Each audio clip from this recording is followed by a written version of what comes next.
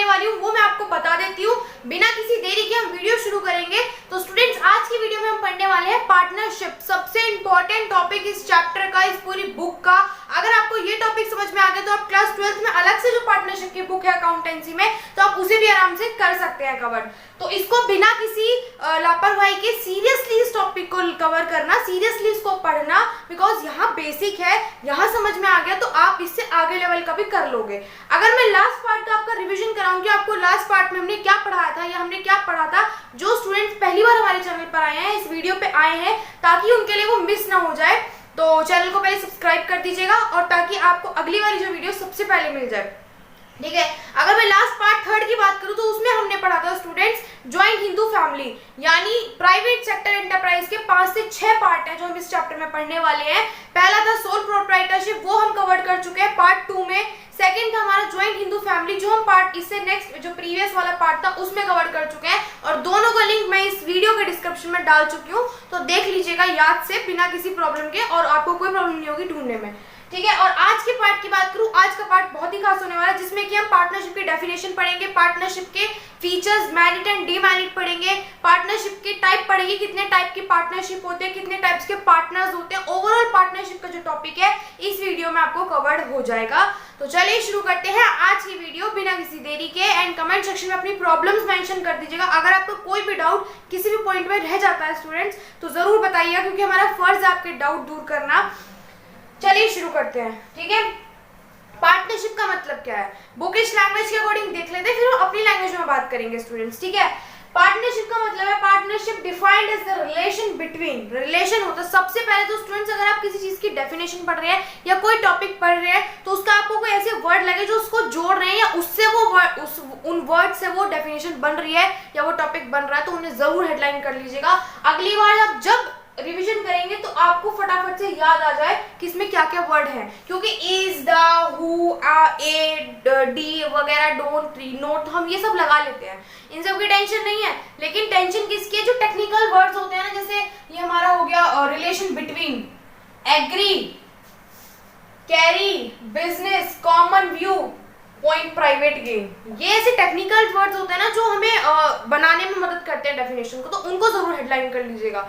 ठीक है, partnership defined as the relation between, relation होता है किनके बीच में, पर्सन्स के बीच में, अब चाहे 2 हो, 3 हो, 4 हो, अकॉर्डिंग टू पार्टनर्स के बीच, जो पार्टनर्स हमारे बिजनेस में है, जिनकी वजह से बिजनेस है।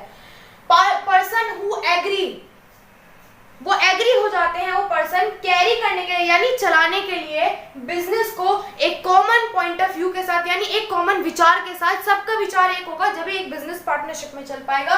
View to private gain, private gain में क्या क्या आता है, मेरी बात सुनो। प्राइवेट गेन, गेन का मतलब हमें पता है, गेन का मतलब क्या होता है, फायदा होता है, गेन मतलब लेना, एंड प्राइवेट का मतलब क्या, अपने पर्सनल, है ना, पब्लिक तो नहीं, पब्लिक होता तो सोशल वेलफेयर होता।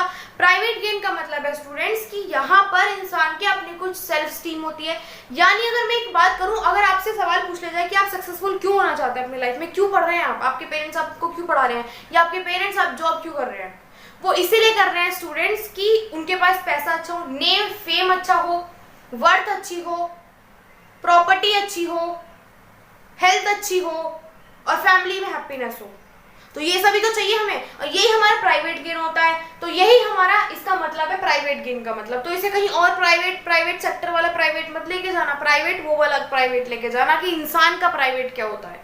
एक होता है private life, personal life, and होते प्रोफेशनल लाइफ। तो प्राइवेट लाइफ यानी पर्सनल लाइफ, यही लाइफ है जहां पर हमें अपनी फैमिली, अपने लिए टाइम चाहिए होता है। अब टाइम तो ऐसा है नहीं खाली बैठने के लिए, एंजॉय करते हैं, खाना खाते हैं बाहर का, और कपड़े शॉपिंग वगैरह करते हैं, तो ये सभी होता है अपना पर्सनल लाइफ। तो इसका दोबारा से मीनिंग देख लेते हैं, वो तो जस्ट मैंने आपको वर्ड्स गिनवाए थे, कितने वर्ड्स है डेफिनेशन में। पार्टनरशिप रिलेशन होता है बिटवीन, किन के बीच में, पर्सन के बीच में, चाहे वो 2 पर्सन है, 3 पर्सन है, 4 है, जो कि एग्री हो जाते हैं, वो इंसान एग्री हो जाते हैं, यानी कि पार्टनरशिप एग्री नहीं होती, वो इंसान एग्री हो जाते हैं एक बिजनेस को कैरी करने के लिए, एक बिजनेस को चलाने के लिए वो एग्री हो जाते हैं कि हाँ, तेरा और मेरा इंटरेस्ट सेम है, तुझे भी बुटीक का वो करना है, मेरा भी बुटीक का पैशन है, मुझे कपड़े डिजाइन करने अच्छे लगते हैं, तुझे सिलने अच्छे लगते हैं, तो दोनों का क्या इंटरेस्ट सेम है और दोनों एग्री हो जाते। मैंने उसको ऑफर जस्ट बोला कि वहां पर ना एक शॉप अच्छी है, वो लोकेलिटी भी अच्छी है, वहां पर बहुत अच्छे लोग हैं और हमारा दोनों का, तेरा भी टैलेंट सेम है, तुझे सिलना अच्छा लगता है, मुझे बनाना अच्छा लगता है। तो उसने कहा ठीक है कोई दिक्कत नहीं है, हम आधा आधा किराया कर लेंगे और ऐसे हम चलाएंगे, ठीक है ना, बाद में हम बढ़ा लेंगे जब बिजनेस अच्छा होगा। तो क्या हुआ, वो एग्री हो गई, मैं भी एग्री हो गई और दोनों का हमारा क्या है, प्राइवेट गेन, हमें पैसा कमाना है और अपने पैशन को आगे लेके जाना है ना, उसे बिजनेस में बदलना है, ये हमारा कॉमन पॉइंट ऑफ व्यू हो गया। और प्राइवेट गेन में क्या है, हमें नेम फेम मिलेगा, हमारे एक ब्रांड बनेगा, हमारे एक बुटीक का नाम, ठीक है, और हमारी पर्सनल लाइफ में भी हमें नेम फेम मिलेगा। तो ये क्या होता है, एक डेफिनेशन समझा रही हूँ मैं आपको, ठीक है। जो एग्री हो जाते हैं कैरी करने के लिए बिजनेस को कॉमन व्यू के लिए, कॉमन व्यू के साथ, यानी common with the view to private gain की कॉमन व्यू है, यानी व्यू का मतलब एक सोच है कॉमन उन लोगों की जो एग्री हो जाते हैं बिजनेस को कैरी करने के लिए। क्या है वो गेन, मतलब क्या है वो व्यू, प्राइवेट गेन, ठीक है स्टूडेंट्स। तो ये था हमारा पार्टनरशिप। अगर अभी भी कोई डाउट रहेगा तो जरूर बता दीजिएगा, ठीक है। फीचर्स की बात करते हैं स्टूडेंट्स। अब मैं आपको सबसे बड़ी बात है इस वीडियो में आपको मेरिट एंड डीमेरिट बनाना सिखाऊंगी स्टूडेंट्स, फीचर्स में से, क्योंकि 11th क्लास में कॉमर्स में आने के बाद ज्यादातर स्टूडेंट्स को ये टेंशन रहती है कि मैम हमारे इतने सारे, और मैं आप लोगों की क्या बात करूं, मैं अपनी भी बात बताती हूँ। स्टार्टिंग में जब तक मुझे ट्रिक नहीं पता थी कि कैसे फीचर्स में से मेरिट एंड डीमेरिट निकाले जाते हैं, मेरिट एंड डीमेरिट की प्रॉब्लम सॉल्व की जाती है, जब तक मैं भी ये करती थी फीचर, क्योंकि आप लोग के तो बहुत अच्छे मतलब आप लकी हो कि आपको MCQ आ रहे हैं, क्योंकि हमारे टाइम पे तो लिखने के लिए आया था, तो हमें ज्यादा टेंशन रहती थी कि हमें जब पता ही नहीं होगा तो हम लिखेंगे क्या। आपकी तो सारी प्रॉब्लम दूर हो गई, आपको अगर टॉपिक समझ में आ गया तो मेरिट फीचर्स समझ में आ गए तो मेरिट एंड डीमेरिट की जरूरत ही नहीं है अलग से करने की, ठीक है। तो मैं ट्रिक फिर भी बता देती हूँ, क्योंकि टर्म 2 में काम आएगी, क्योंकि टर्म 1 में तो MCQ और टर्म 2 में तो लिखना ही पड़ेगा ना, तो टर्म 2 में काम आएगी। आप देखिए कैसे, क्योंकि जब मेरा टाइम था मुझे भी कंफ्यूजन थी, क्योंकि 7-8 तो फीचर्स होते हैं और उसमें से 6-7 तो हमारे मेरिट एंड डीमेरिट बन जाते हैं, तो हम 24 से 25 पॉइंट एक साथ कैसे याद करेंगे, समझने में भी दिक्कत होती है, कई बार 2-3 पॉइंट सेम होते हैं। तो ऐसा नहीं करना है हमें बिल्कुल भी, हम कॉमर्स के स्टूडेंट हैं, हम वोकेशनल स्टडीज पे चलते हैं, हम समझते हैं, हम उल्लुओं की तरह रटते नहीं हैं, ठीक है। तो उसी पर चलिए जो हम करते हैं, हमें हर चीज अपनी इकोनॉमी से रिलेट करनी होती है, क्योंकि हमारा हर सब्जेक्ट इकोनॉमी में चल रहा है, इकोनॉमी में सर्वाइव करता है हमारा हर सब्जेक्ट, ठीक है। तो फीचर्स की अगर मैं बात करूं, फीचर्स में पहला है मेंबरशिप। मेंबरशिप का मतलब यहाँ पे क्या है कि कितने मेंबर्स हैं, कितने मेंबर्स में यहाँ पे क्या है कि देखो मिनिमम तो उन्होंने 2 बोला है कि 2 तो होने चाहिए, अकेले में तो फिर वो सोल प्रोप्राइटरशिप आ जाएगा, तो फिर तो कॉमन सेंस वाली बात है कि 2 तो मिनिमम ही होने चाहिए। मैक्सिमम के लिए उन्होंने 20 बोला है कि 20 से ज्यादा नहीं होने चाहिए, ठीक है। ये जब आप बुक में रीड करेंगे आप वहाँ लाइन अंडरलाइन जरूर कर लीजिएगा, वरना जो मैं नोट्स आपको दूंगी, जो कोई भी आप मेरे से मांगेगा, नहीं तो मैं हर वीडियो के डिस्क्रिप्शन में डाल देती हूँ नोट्स की PDF हर चैप्टर की, जिसका वो पार्ट चल रहा होता है जिस चैप्टर का, तो इसीलिए आपको कोई कंफ्यूजन ना हो ना कोई प्रॉब्लम हो, इसलिए मैं डाल देती हूँ आपके फैकल्टी के लिए। एग्रीमेंट की मैं बात करूँ, एग्रीमेंट इन्होंने बोला there must be an agreement between partners, होना जरूरी है एग्रीमेंट, एग्रीमेंट होना जरूरी है।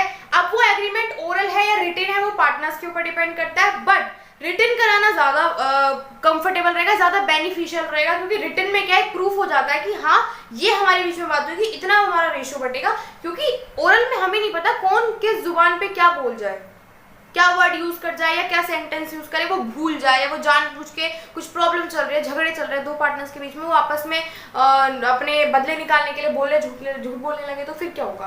तो इसलिए रिटन बोला, ये तो बोला एग्रीमेंट होना चाहिए, there must be an agreement, लेकिन ये नहीं बोला कि रिटन कराओ या ओरल, वो बोल रहा है कि ओरल रिटन होता है एग्रीमेंट। अगर रिटन एग्रीमेंट है तो उसके अंदर जो लिखी हुई है कंडीशंस लिखी हुई है कि किस रेशो में प्रॉफिट बटेगा, क्या कमीशन मिलेगा, कितनी सैलरी होगी, कितना कोई कैपिटल ला रहा है, कितना किसी के डेथ में जाएगा, किसी के रिटायरमेंट होने के बाद कितना जाएगा, कितनी गुडविल बटेगी, इस तरीके से ओवरऑल जितनी भी टर्म्स एंड कंडीशन लिखी हुई है एग्रीमेंट पार्टनरशिप से रिलेटेड, वो एग्रीमेंट में लिखी हुई है, और इस एग्रीमेंट का नाम है रिटन एग्रीमेंट, जिसमें की सारी कंडीशंस लिखी हुई है, वो होता है पार्टनरशिप डीड।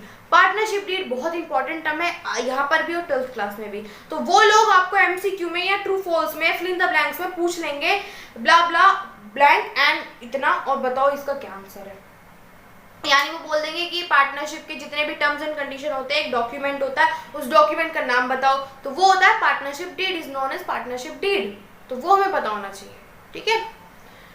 अब बात करते हैं लायबिलिटी की। देखो लायबिलिटी यहाँ पर सबकी अनलिमिटेड होती है, कोई लिमिट नहीं है। अब वो डिपेंड कर जाता है कि भाई कई बार लोग जो पार्टनर्स होते हैं वो एग्रीमेंट करा के रखते हैं, तो जितना कई बार ऐसा होता है कि जिसका जितना रेशियो है वो कितना कैपिटल लाया है वो उस हिसाब से लाइबिलिटी क्लेम करेगा, यानी अपने ऊपर बियर करेगा, लेगा, झेलेगा। लेकिन कई बार बिजनेस में ऐसा होता है कि सबकी इक्वल अनलिमिटेड लाइबिलिटी होगी, जितना अगर तू 2 लाख का बियर करेगा रिस्क तो मैं भी उसको भी इतना ही करना है, ऐसा होता है, इक्वली भी होता है। वो उस केस में भी हो जाता है कि पार्टनरशिप अगर एग्रीमेंट नहीं है उसमें भी होता है। बाकी पार्टनर्स की अपनी बीच की मर्जी है, लेकिन सबकी अनलिमिटेड लाइबिलिटी, किसी की भी लिमिटेड नहीं है। यानी ऐसी कंडीशन भी आएगी कि जब अपने बिजनेस के एसेट कम पड़ जाएंगे बिजनेस के उधार चुकाने के लिए, तो इंसान को यानी पार्टनर को अपने पर्सनल एसेट तक भी सेल या मॉर्गेज करने पड़ जाएंगे। ये वाली कंडीशन की मैं बात कर रही हूँ। अनलिमिटेड लाइबिलिटी होती है सबकी। रजिस्ट्रेशन की बात करूँ, रजिस्ट्रेशन होता है कि जो पार्टनर्स पार्टनरशिप को रजिस्टर्ड कराते हैं, बट ऐसा कंपलसरी नहीं है, बिल्कुल भी नहीं है, ऐसा बोला ही नहीं है उन लोगों ने एक्ट के द्वारा।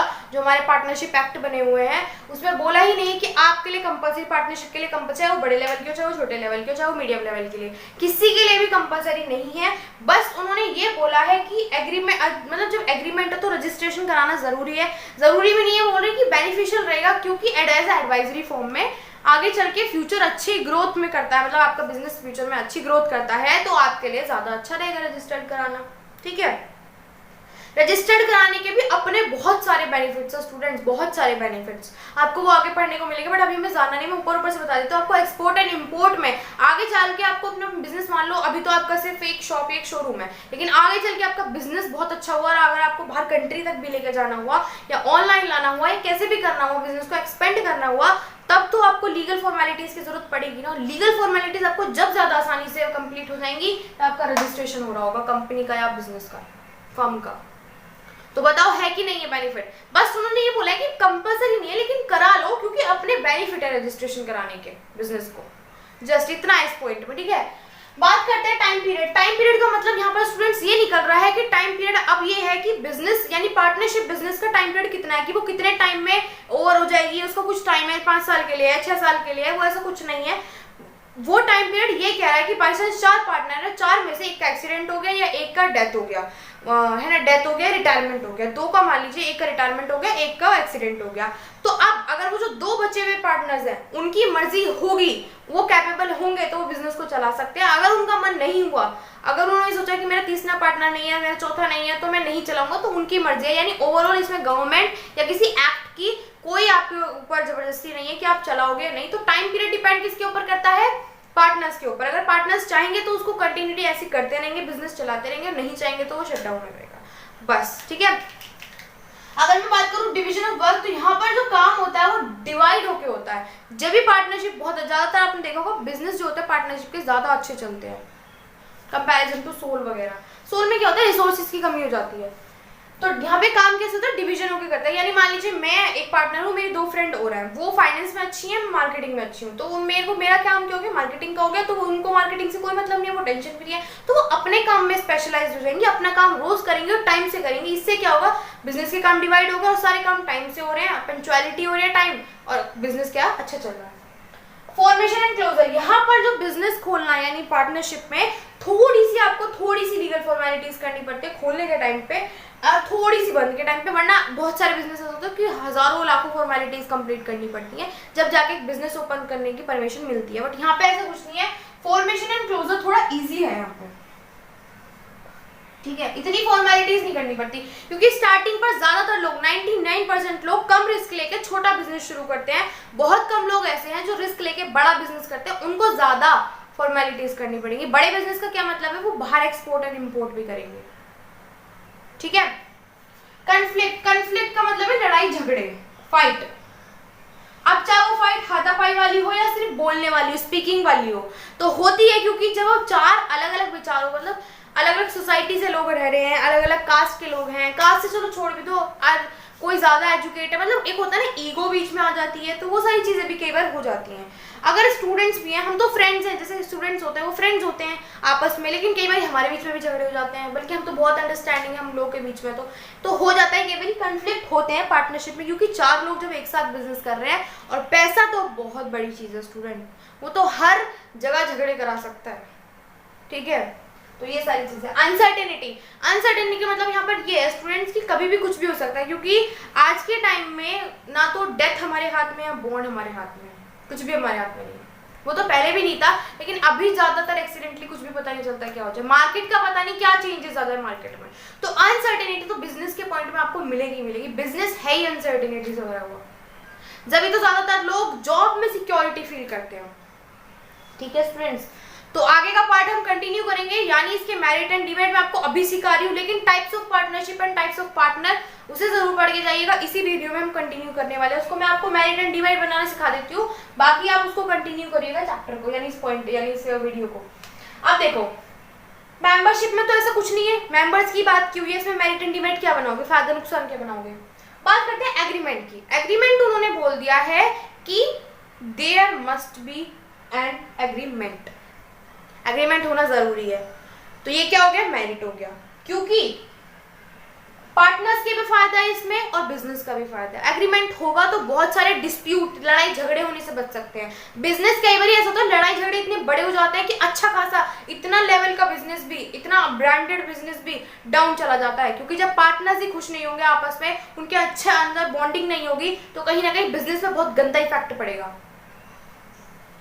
तो ये हमारा क्या हो गया, मैरिड हो गया। उन्होंने बोल दिया मस्ट है एग्रीमेंट कराना, बस चाहे वो ओरल करो चाहे वो रिटन करो, और उसमें भी उन्होंने एडवाइस दे दी कि आप रिटन ही करा लीजिए, वो ज्यादा बेटर है। लाइबिलिटी क्या है, ये भी एक तरीके का मेरिट मान सकते हैं, क्योंकि सबकी जो वो लाइबिलिटी है वो अनलिमिटेड है, किसी की भी लिमिटेड नहीं है। ऐसा नहीं है कि जो ज्यादा कैपिटल है उसको ज्यादा बियर करना पड़ेगा रिस्क, या कम बियर करना पड़ेगा। ठीक है, रजिस्ट्रेशन, रजिस्ट्रेशन उन्होंने बोल दिया कंपलसरी नहीं है, तो इसका मतलब क्या होगा, हम इसको डीमेरिट मान सकते हैं, कराल मस्ट होना चाहिए, जरूरी होना चाहिए registration. Time period, time period merit हो सकता है स्टूडेंट्स, पता है क्यों, वो इसका कारण ये है क्योंकि पार्टनर्स चाहेंगे तो वो कंटिन्यू कर लेंगे, यहाँ पे किसी की जोर जबरदस्ती नहीं। अगर बाई चांस ये होता कि एक्ट ने बोल दिया अगर एक पार्टनर चला जाए तो बिजनेस बंद हो गया, तो हम इसे डीमेरिट मान सकते थे। ठीक है, और या फिर इसे डीमेरिट में मान सकते हैं स्टूडेंट्स, पता है क्यों, क्योंकि मेरिट इसे इस तरीके से मान सकते हैं कि सब कुछ पार्टनर्स के हाथ में है और बचे हुए पार्टनर्स के हाथ में। लेकिन डीमेरिट में क्यों मान रही, क्योंकि सब कुछ पार्टनर्स के हाथ में ही दे दिया। वो इसीलिए स्टूडेंट्स, क्योंकि अगर बाई चांस उनकी तीसरे वाले से दुश्मनी या तीसरे वाले का एक्सीडेंट हो गया तो वो तो उसकी पैच में, या फिर दुख हुआ अगर दो पार्टनर्स के जाने का, तो बिजनेस तो बंद हो जाएगा, तो कहीं ना कहीं डीमेरिट भी हो सकता है ना। तो बात करेंगे आप फॉर्मेशन एंड क्लोजर, ये हमारा मेरिट है क्योंकि इसको बनाना भी आसान है, इसको बंद करना भी आसान है। ठीक है, conflict demerit, because of partnership 4 से 5 लोग एक साथ काम करेंगे, पैसे का मामला है तो लड़ाई तो होनी, पैसे का भी छोड़ो लड़ाई तो हर किसी के बीच में होती है, क्योंकि कई बार पॉइंट ऑफ व्यू मैच नहीं करते, हमारे ओपिनियन मैच नहीं करते आपस में, तो हो जाता है कई बार। जहाँ 4 लोग इकट्ठे होंगे, आपने सुना होगा जहाँ 4 बर्तन एक साथ होंगे तो वो बजेंगे जरूर, तो ये वाली चीज है। अनसर्टेनिटी डीमेरिट, ठीक है, बन गए ना 4 4 5 5 मेरिट एंड डिमेरिट। क्या टफ था इसमें, जब हमें टॉपिक समझ में आ जाता है ना। अब मान लीजिए मुझे एक बात बताइए, आप किसी टीचर के साथ या किसी इंसान के साथ 6 दिन रहेंगे, 1 हफ्ता रहेंगे, तो क्या आप उसके गुण और अवगुण नहीं बता सकते? बता सकते हैं ना, क्योंकि आप उसके साथ 24 घंटे रहे हैं, पूरे 7 के 7 दिन रहे हैं। आप कैलकुलेशन लगा लीजिए, अगर आप, है ना, मैं भी बोल रही हूँ, अगर आप टीचर के साथ 6 महीने पढ़ते हैं उस टीचर के साथ, तो आप इजीली अगले वाले बैच को बता दोगे वो टीचर कैसा है, उसकी नस नस से वाकिफ हो जाओगे, उसके गुण भी बता दोगे, उसके ये भी बता दोगे भाई टीचर फेयर करता है या अनफेयर कॉपी चेकिंग करता है, या टीचर बहुत इनोसेंट है, टीचर डांटता है या पढ़ाता नहीं है, क्या क्या उसकी वीकनेस है, आपको वो भी पता चल जाएगी। मैं तो बता रही हूँ, स्टूडेंट्स की कैचिंग पावर इतनी तेज, जितना टीचर स्टूडेंट को नहीं पहचान पाता उतना स्टूडेंट टीचर को पहचान लेता है, दो ही पीरियड में। रियलिटी है ये। तो कहीं ना कहीं आज हमारे पेरेंट्स हमसे वाकिफ क्यों, क्योंकि उन्हें हमारे साथ इतना टाइम हो गया, वो हमें समझ चुके हैं, यहाँ पर भी हम टॉपिक को समझ चुके हैं, इसलिए हमने उसके अवगुण और गुण बता दिए। सिंपल है, रियल लाइफ से रिलेट करो हर एग्जाम्पल को, कहीं ना कहीं बहुत हेल्प होती है स्टूडेंट्स, बहुत हेल्प होती है। अगर आप बुकिश लैंग्वेज रटे जा रहे हो ना, तो कोई मतलब नहीं है आपका बिजनेस पढ़ने का, फिर आप कोई और स्ट्रीम ले लो, फिर जाओ, तो मत करो ऐसा। आप स्कोरिंग होने के बावजूद भी आप अपने आप को एवरेज स्टूडेंट बना लोगे। अगर मैंने अपने साथ के स्टूडेंट्स देखे हैं, स्टूडेंट्स अपने साथ के स्टूडेंट देखा है, वो रटने में ज्यादा दिमाग लगाते थे तो केस स्टडी भी नहीं हो पाती थी, और फिर कहते थे हमने तो इतना याद करा, हमने तो इतना की टू कीवर्ड लिखे हैं, हेडलाइंस लिखी हैं, तब भी हमारे नंबर नहीं आए। मैंने कहा तुमने अच्छे से पढ़ा था, रटा था, ये सारी चीजें हो जाती है। ठीक है स्टूडेंट्स, तो आप कंटिन्यू करिएगा वीडियो को, तो मिलेंगे अब जब ये हमारा वीडियो कंप्लीट हो जाएगा तो चैनल को सब्सक्राइब जरूर कर दीजिएगा स्टूडेंट्स, और मिलते हैं types of partnership and types of partners, ये टॉपिक कवर करते हैं। तो चलिए शुरू करते हैं नेक्स्ट टॉपिक एंड इस टॉपिक को फटाफट से खत्म कर देते हैं ताकि हम अगले टॉपिक पे फटाफट से आ पाए। ठीक है, टाइप्स ऑफ पार्टनरशिप से शुरू करते हैं। टाइप्स ऑफ पार्टनरशिप का मतलब यहाँ पे देखो कितने टाइप्स की पार्टनरशिप है, 2 टाइप्स की पार्टनरशिप है यहाँ पे, on the basis of duration, on the basis of liability. अब आप पूछना चाहोगे जैसे कि स्टूडेंट हैबिट की इंपॉर्टेंट है या नहीं है। इंपॉर्टेंट देखो अकॉर्डिंग टू मैं बताऊं अगर एग्जाम्स के अकॉर्डिंग तो ये नहीं है इंपॉर्टेंट, एंड क्योंकि पहले क्या होता था, पहले डेफिनेशन आती थी, पूछते थे कितने टाइप्स की पार्टनरशिप होते हैं, ये पूछ लेते थे पार्टनरशिप एट विल डिफाइन करो, partnership at fix period of time define करो, लेकिन अभी तो डिफाइन का सिस्टम खत्म हो गया है यहाँ पर। इसलिए इस साल हमारे लिए सब कुछ इंपॉर्टेंट है, सब कुछ ओपन है और सब कुछ हमें अच्छे से पढ़ना है, कुछ भी इंपॉर्टेंट ना देखें, कुछ भी छोड़े ना, क्योंकि उस वजह से क्या हो जाएगा हम एक नंबर से खत्म कर देंगे एक नंबर को अगर हमने कुछ भी छोड़ा। ठीक है, तो अपने दिमाग से फितूर निकाल दो, इंपॉर्टेंट क्या है, इंपॉर्टेंट क्या है। इंपॉर्टेंट जो होगा वो मैं आपको जरूर बताऊंगी हमारे एग्जाम से 15 डेज पहले, तो उस क्लासेस को लेना जरूर भूलना, बिल्कुल ना भूल जाएं। एंड ग्रुप भी बनाने वाली हूँ मैं स्पेशल उन स्टूडेंट्स के लिए जो पढ़ना चाहते हैं, स्पेशली में एक अच्छा स्टूडेंट बनना चाहते हैं, टॉपर बनना चाहते हैं स्टूडेंट, वहां पर हमें जम के मेहनत करेंगे और उस ग्रुप में इतना धमाल मचा देंगे हम लोग कि हमें याद रहेगा कि हमने क्या क्या प्रिपरेशन की थी और कितने अच्छे से प्रिपरेशन करी थी, कितना अच्छा टाइम निकाला था। उसके बाद जो रिजल्ट आएगा वो मुझे जरूर बताइएगा। तो मैं इतनी कॉन्फिडेंटली इसलिए बोल रही हूँ क्योंकि मेरे को पता है कि किस तरीके से प्रिपरेशन करनी है। 2019 में जो बैच हुआ था उसका पहला एमसीक्यू था और बहुत ही शानदार एमसीक्यू, भले ही 20 मार्क्स के एमसीक्यू आए हो लेकिन बच्चों के 20 में से 20 में आए एमसीक्यू में स्टूडेंट। तो इसलिए घबराने की जरूरत नहीं है कि एमसीक्यू क्या है, एमसीक्यू कोई पहाड़ नहीं है, सब कुछ वही है जो हम पढ़ रहे हैं। ठीक है, तो चलिए शुरू करते हैं। On the basis of duration में क्या है कि लाइफ जो हमारी पार्टनरशिप है कितने टाइम के अकॉर्डिंग कितने टाइप की होती है, बस इस हेडिंग का मतलब वही है कि on the basis of duration की टाइम के अकॉर्डिंग पार्टनरशिप कितने टाइप की होती है, कैसी होती है। अगर मैं बात करूं एट विल, हमारी इच्छा के अनुसार, जैसे मान लीजिए मेरे 3 पार्टनर और हैं, मैं हूं और 3 और हैं, तो हमारी इच्छा क्या हो रही है, 2 की इच्छा हो रही है कि बंद करते, 2 की इच्छा और अच्छा नहीं चल रहा, 2 की इच्छा हो रही है नहीं इसे चलाते हैं और अच्छा चलाते हैं, अच्छी चलेगी। तो विल के अकॉर्डिंग अगर हम पार्टनरशिप शुरू करते हैं और बंद करते हैं तो वो होती है हमारी पार्टनरशिप एट विल। ठीक है, मतलब इच्छा के अनुसार। पार्टनरशिप एट फिक्स्ड पीरियड यानी जो कुछ फिक्स पीरियड के लिए टाइम के लिए बनाई गई हो, जैसे मान लीजिए एग्रीमेंट में पहले डिसाइड हो गया था कि 3 साल के लिए है, 3 साल में प्रॉफिट हो लॉस हो कुछ भी हो हम मेहनत करेंगे, प्रॉफिट होगा तो बहुत अच्छी बात है लेकिन 3 साल के लिए ही है। ठीक है, फिर वो 3 साल बाद बंद हो जाएगी। पार्टनरशिप पर्टिकुलर पार्टनरशिप का मतलब जो किसी मकसद से बनाई गई हो पार्टनरशिप। जैसे मान लीजिए कि सबसे बड़ा एग्जांपल है ब्रिज कॉन्ट्रैक्ट का। जैसे मान लीजिए 2 लोगों बहुत खर्चा आने वाला है, ब्रिज बहुत अच्छा पैकेज मिलेगा ब्रिज कॉन्ट्रैक्ट बनाने का, तो 2 लोग क्या है ठेकेदारी में यानी प्रॉपर्टी डीलिंग में जो बनाने के काम करते हैं, मतलब ब्रिज वगैरह, ठीक है, जिनके अंडर में बहुत सारे लेबर्स होते हैं, तो उनके 2 लोगों के बीच में कॉन्ट्रैक्ट हुआ है कि इतने टाइम के लिए यानी जब 3 महीने के लिए जब हमारा ब्रिज बन जाएगा, 3 महीने बाद, 2 महीने बाद, जितने टाइम में भी हमारा ब्रिज बनेगा उसके बाद हमारी पार्टनरशिप खत्म है। सिर्फ उतने टाइम के लिए कि उतने टाइम में हमारा जो खर्चा होगा वो हम आधा बाटा बांटेंगे और जितना हमें मिलेगा वो से भी हम आधा आधा बांटेंगे। इस तरीके से उन्होंने खुद ही बना ली है। बात करते हैं बेस्ड ऑन लायबिलिटी की। लायबिलिटी बेस पे पार्टनरशिप कैसी होती है। पहला है जनरल पार्टनरशिप। इसमें क्या होता है सारे पार्टनर्स की जो लायबिलिटी होती है वो अनलिमिटेड होती है। ठीक है, limited liability partnership. Limited liability partnership का मतलब है बहुत ही इंपॉर्टेंट टॉपिक है, बहुत बड़ा टॉपिक है, लेकिन आपको 11th क्लास में बहुत ही शॉर्ट में दिया हुआ है, सो आगे क्लासेस में बहुत बड़ा है ग्रेजुएशन में। तो इसका मतलब यहाँ पर ये होता है स्टूडेंट, जैसे कि इसमें लायबिलिटी अनलिमिटेड होती है, इसमें सारे पार्टनर्स की लायबिलिटी जो है वो लिमिटेड होती है एक्सेप्ट 1 पार्टनर। उस 1 पार्टनर की जो लायबिलिटी होती है वो अनलिमिटेड होती है, बाकी सारे पार्टनर्स की लायबिलिटी लिमिटेड होती है। जस्ट इसमें आपको इतना ही पढ़ना है।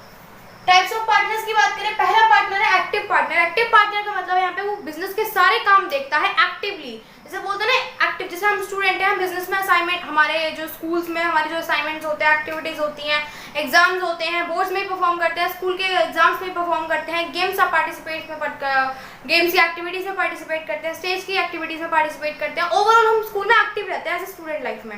वैसे यहाँ पर हमारा ये पार्टनर है, बिजनेस में कंट्रीब्यूट भी करता है, कैपिटल प्रॉफिट भी लेता है, अपना डेली वेजेस पे काम भी करता है, एंड अपना जो भी हमारे बिजनेस के पार्टिसिपेशन में वर्किंग कैपिटल, हमारा जो वर्किंग होती है बिजनेस में, उसमें भी पार्टिसिपेट करता है एक्टिवली।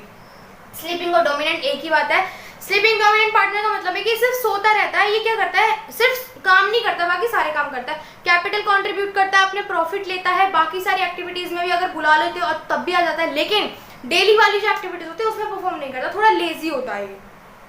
सीक्रेट पार्टनर एक ऐसा पार्टनर होता है जिसमें आउटसाइडर्स को नहीं पता होता कि इनका कोई पांचवा पार्टनर भी है, चौथा पार्टनर भी है। सिर्फ पार्टनर्स, अंदर के जो पार्टनर्स हैं उनको पता होता है, ये सीक्रेटली परफॉर्म करता है हमारी बिजनेस के लिए, हमारी पार्टनरशिप के लिए, बाकी सारे काम करता है, इसको प्रॉफिट भी मिलता है, इसको कमीशन भी मिलता है, कैपिटल भी कंट्रीब्यूट करता है, किसी फंक्शंस वगैरह में भी आता है, लेकिन डेली बेसिस पे सीक्रेटली काम करता है बिजनेस के लिए, बाहर से, आउटसाइड से। नॉमिनल पार्टनर का मतलब ये होता है हम इस बंदे का नाम इस्तेमाल करते हैं, ना तो ये कैपिटल कंट्रीब्यूट करता है, ना ये प्रॉफिट लेता है, ना ये कोई काम करता है बिजनेस का, कुछ भी नहीं करता, ना इसका कोई मतलब ही नहीं बनता क्योंकि इसका नाम एग्रीमेंट में है ही नहीं। 4 ही पार्टनर है, 5वें पार्टनर का नाम ही नहीं है, वो इसलिए नहीं क्योंकि हम इसका सिर्फ नाम यूज करते हैं। हम नाम यूज ऐसे किसी बंदे का थोड़ी कर लेंगे, कोई बड़ा जिसके पास नेम फेम है उसका नाम यूज करते हैं, वो इसलिए करते हैं स्टूडेंट, जैसे मान लीजिए कोई बड़ा पॉलिटिशियन है, कोई बड़ा अच्छा हमारा यूट्यूब स्टार है, डॉक्टर क्या बोलते हैं, कोई और सोशल मीडिया का स्टार है या फिल्म स्टार है, हमारे कोई जान पहचान का है खास, है ना, तो हम उसका नाम इस्तेमाल सिर्फ इसलिए करते हैं ताकि हमारे बिजनेस की मार्केटिंग हो जाए, जस्ट इसलिए। और हमारे जो बाकी काम है, कोई एग्रीमेंट को कुछ लीगल फॉर्मेटिंग करानी है, उसके लिए भी हमारा काम थोड़ा आसान हो जाए, मतलब लोग हमारे बिजनेस को जाने उसके नाम से, बस इसीलिए इस्तेमाल करते हैं, बाकी और किसी लिए भी इस्तेमाल नहीं करते। ठीक है स्टूडेंट्स, और ऐसा नहीं कि उससे बिना पूछे, उसकी मर्जी से हम बोल देते हैं जस्ट भाई तेरा हम इसमें नाम थोड़ा सा इस्तेमाल कर लें, दिक्कत तो नहीं है, तो कोई दिक्कत नहीं है, हम उससे बोल देते हैं कि भाई इसके सामने ये बोल दे कि हाँ मैं इस बिजनेस में पार्टनर हूँ, वो बोल देगा, कोई दिक्कत नहीं। उसको कहीं पैसा थोड़ी फंस रहा है, ना उसका पैसा फंसा रहे, ना उससे पैसा मांग रहे, ना उसको पैसा दे रहे, तो मतलब ही खत्म, जस्ट नाम यूज कर रहे हैं, वो भी कोई इलीगल एक्टिविटी में तो नहीं कर रहे, जस्ट बिजनेस है, एक अच्छा बिजनेस है, मैन्युफैक्चरिंग का बिजनेस है, कुछ और बनाने का बिजनेस है, क्लोथिंग का बिजनेस है, तो क्या प्रॉब्लम है, कोई प्रॉब्लम नहीं है। तो मिलेंगे स्टूडेंट्स नेक्स्ट वीडियो में। हमारा आज का टॉपिक यही खत्म होता है, आज की वीडियो। चैनल को सब्सक्राइब करना ना भूलें एंड कमेंट करके जरूर बताएं आपको कोई डाउट है या फिर आपको वीडियो कैसी लगी, जरूर बताइएगा। Thank you for watching the video.